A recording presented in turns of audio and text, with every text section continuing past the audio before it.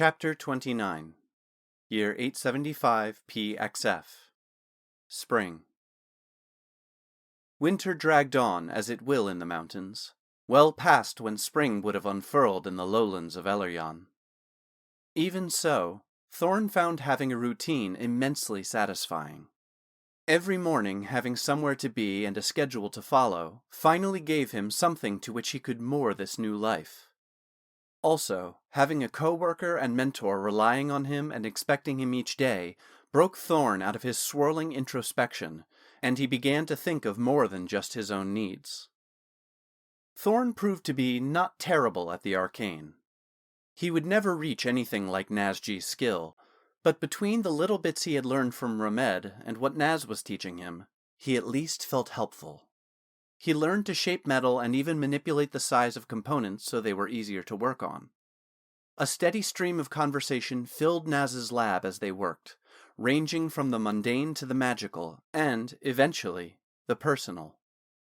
Thorn could not help but be reminded of the easy and constant conversation that filled the smithy between Mikal and Riken. It made him smile to think that he now had that kind of relationship with Naz. Eventually, as winter in the mountains turned to spring, even though to Thorn it should be approaching summer, he realized it was time to tell Nazji all the details of his two lives, past and present. Not only because he longed to have a confidant in this new life, but also to learn more of the Vermillion blade, and Naz knew more of enchanted armaments than anyone he had met. One evening at his apartment, he told Naz everything over a mini keg of stout and dark loaves of bread with creamed mushroom cheese. Naz took it all in, but, other than his support and empathy, had nothing immediate to offer regarding the Vermillion blade. His draconic features wore a strange inquisitive look, but, for whatever reason, he held his tongue instead of speaking. Year 875 PXF Early Summer. As the months wore on, Thorn began to feel restless under the mountains of Limehold. A trek to the main gates of Oldstone became a daily ritual to see if the snow here in the high peaks had finally melted, and the passes through the mountains cleared for unencumbered travel. He anxiously felt as though summer must surely already be half over, the calendar telling him it was well after planting season in the lowlands of Vermillion. Feeling more sure of his identity and himself as a person, Thorn resolved to tell Nazji he was going to leave Oldstone and return to the lowlands. To what end he wasn't sure, but something was drawing him back toward the region of his birth, and he felt he needed to follow it. Thorn picked the day after Hearth's Rest to break the news to Nazji, but when he approached his mentor, Naz jumped into conversation first. "May I be intrusive for just a moment or two?" Naz asked almost coyly. "I have been thinking on your tale of your past life and something I have noticed."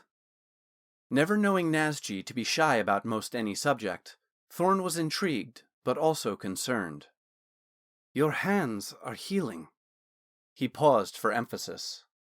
"You told me those burns came from the fires of a powerful cursed weapon, the Vermillion blade, correct?" As Thorn nodded, Nazji continued looking deep into Thorn's eyes with probing concern. "Cursed wounds like that don't heal.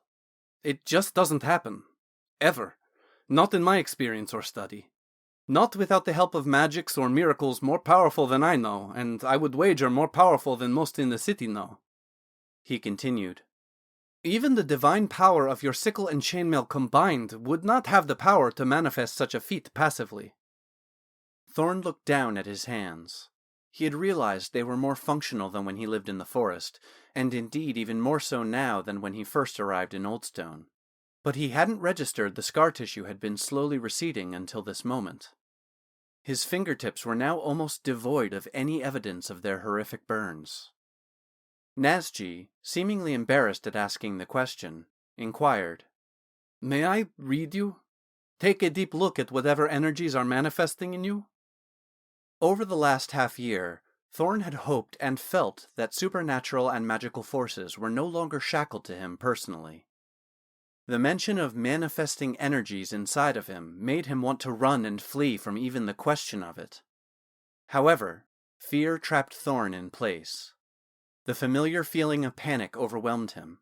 His breath came too quickly, his chest tightened, and his sight was forced into narrow, claustrophobic tunnels in front of him. From the moment he was thrown from Casparian's spring, Thorn had felt the influence of the Vermillion blade, but could not track its presence. But what else could it be that still had a physical hold on him? Was the blade, or perhaps Toman, still trying to transform him into a weapon for their purpose?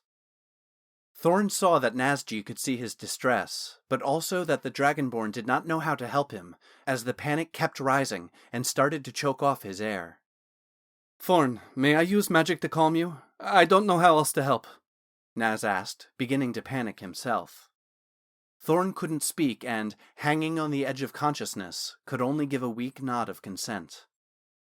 Thorn felt the wave of calming energy flow over him, his breath easing and sight returning to normal. He knew it was an arcane suppression of his panic, but was thankful for it nonetheless. Clearer of mind, Thorn was able to contemplate the question Naz had asked, if he could face the answers it might give. He still almost said no. However, the secrets of his bloodline had cursed his previous life, and he wasn't ready to risk another to its influence, so he relented to the request. Nasji brought Thorn into the lab opposite the one where they analyzed his armor. A series of complex runes and sigils formed concentric circles on the floor and walls, covering almost every surface. Nasji placed 2 wooden chairs facing each other in the center of the arcane etchings, motioning for Thorn to sit in the one further from the door. He then exited, and returned with 2 palm-sized, intricately etched crystals, placing one in each of Thorn's hands. An irrational panic began to rise again. Even though he saw the other chair in front of him, he feared he would have to go through whatever was about to happen alone. Don't worry, I'll be with you the whole time, Naz assured him as he sat in the opposite chair. He then took Thorn's hands and began to mutter a long incantation bolstered by the runes and crystals. Even Thorn's limited training told him this ritual was far beyond the spells Naz had used to read the armor in the other lab. Around Thorn, the runes on the walls and floor began to glow and rotate in their circular paths, and a brilliant white light began to shine from between his and Nasji's fingers. When Nasji looked up, his eyes shined like pools of liquid mercury, with glowing runes spinning within them as he peered into Thorn's gaze. Thorn could see the twitching of Nasji's scales and the rapid rotation of his mirror-like eyes as he read whatever was etched onto his soul. Finally, Naz shuddered, then gently withdrew his hands from Thorn's, taking the crystals with them as the sheen on his eyes faded. Setting the crystals aside, Nasji then took Thorn's right hand in one of his and placed his other hand over it, and in a tone Thorn knew from Balanon's training long ago, Nasji delivered the news. You are still cursed. The words fell on Thorn like a sledge, but the worst wasn't over. Nasji continued. It's like nothing I have ever seen. Ancient and degraded, but somehow twisted and remade. It writhes like an eel caught in a net, not wanting to be discovered, but longing to be seen. The curse is alive. Nasji's words mortified Thorn as the idea of a living curse twisting inside him settled in. Nasji continued somberly, answering Thorn's unspoken question. I do not know what it is doing to you or what it has done already. I dare not break it or probe further, as it has found a tenuous balance within you. All I can tell you is that it is neither good nor evil in nature, but at the same time it is also both. Nasji squeezed his friend's hand comfortingly. As I said, balance. How Thorn got back to his apartment in the Pillars, he did not know. Naz must have guided him there and brought him to his bedroom. Thorn sat on the edge of his bed, his shoes somehow off, and a soft tunic had replaced his work jerkin and chainmail shirt. He saw and heard Naz as he stood at the bedroom door. He said sternly, I will check on you tomorrow. I'll bring fresh sourdough and cream mushroom cheese for breakfast by the time Sunhall begins to wake. Thorn sat on his perfectly normal bed that he had freshly made that morning, surrounded by the rippling light of the silver vein that always filled his apartment, yet he felt like he was plummeting in a free fall. His stomach was in his throat, and the world was sliding past him in a dizzying blur. His morning had started with plans to travel back to the lowlands and a notion of even checking in on Arnador, but now that all had evaporated. Cursed. Still? Again? Thorn couldn't even keep track. Was he becoming that horror from the Vermillion Blade's vision, or some other foul nightmare of its creation? Thorn looked at his now unscarred fingertips, and while they seemed a blessing, he couldn't be sure of anything anymore. Would he forever be a danger to all those he knew, or would ever know? Thorn looked at the chainmail shirt and thought of the coin he had seen it destroy. Ripping off the tunic Naz had put him in, he donned the armor and let it lay against his bare skin.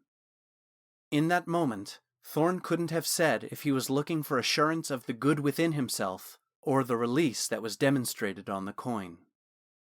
Standing in his bedroom, whole and unburnt by the armor, Thorn sighed. What should I do? Dark thoughts whirled around in his mind, but the one that stuck with him was Castian's words from the previous autumn. Find a deep enough place in the mines, and the human world need not see you ever again. Thorn considered packing and heading to the Frostforge depths on his own, or purposefully losing at the dice halls in the Mist Market so the Frostbeards would indenture him.